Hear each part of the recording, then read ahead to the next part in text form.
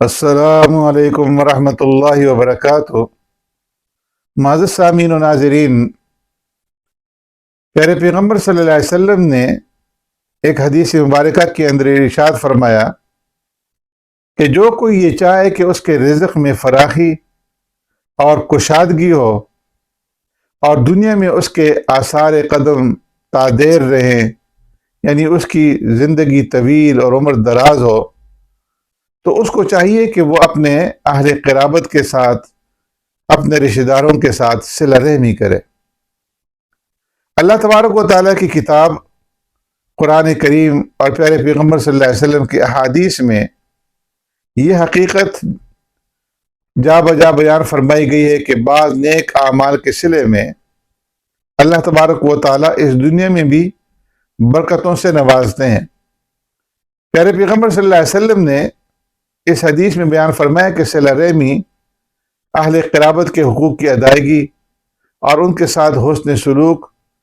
وہ مبارک عمل ہے کہ جس کے بدلے اور جس کے صلے میں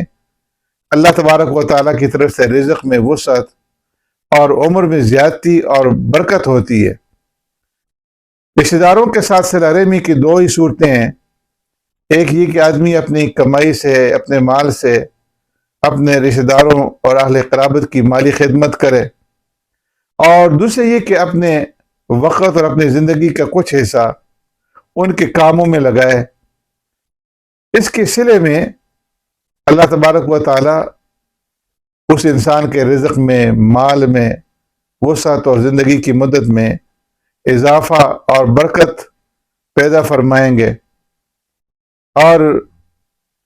یہ اللہ تبارک و تعالیٰ کی حکمت اور رحمت کے عین مطابق ہے کہ اللہ ایسے بندوں کے ساتھ ایسا معاملہ فرماتے ہیں۔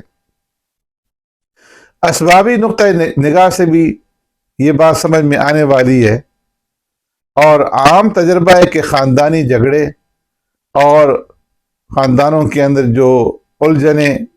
زیادہ تر پیدا ہوتی ہیں، وہ حقوق اور قرابت داری کے جو حقوق ہیں ان کو ادا نہ کرنے کی وجہ سے پیدا ہوتی ہیں۔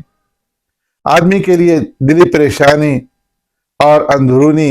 کڑن اور گھٹن کا باعث بنتی ہیں، کاروبار، صحت، ہر چیز کو متاثر کرتی ہیں۔ جو لوگ اہل خاندان اور اپنے رشتہ داروں اور اقارب کے ساتھ نیکی اور صلہ رحمی کا برتاؤ کرتے ہیں،